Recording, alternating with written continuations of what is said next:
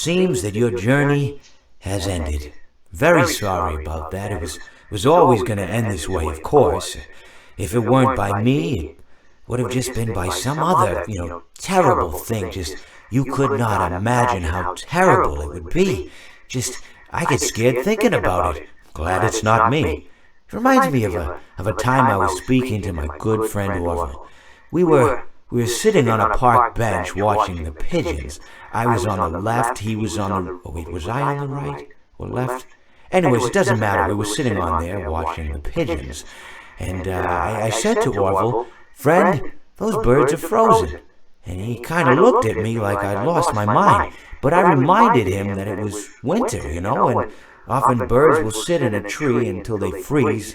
And then they sort of fall to the ground until the sun warms up and they can, move around again. So I said to Orville, "You might as well save those breadcrumbs until the birds thaw, because they can't very well enjoy them in the condition they're in." To which he asked what I meant, and asking what condition the crumbs should be in before he threw them to the birds, assuming that I meant the birds couldn't enjoy the breadcrumbs in the condition that the crumbs were in, when in fact I had meant the birds could not enjoy them in the condition that the birds were in, considering that the birds were frozen.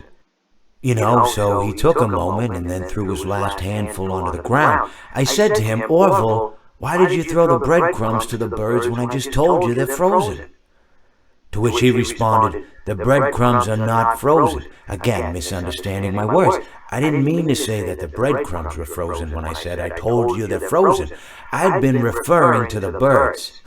In hindsight, what I should have said was, and this would make perfect sense, "Why did you throw the breadcrumbs to the birds when the birds are frozen?" He misunderstood upon my correction, stating that he didn't know what else to do with the breadcrumbs, and that perhaps, when the birds thawed, they'd still be able to eat the crumbs. So I said to Orville, and this is what I said to him, I said, "Orville, the birds may be dead."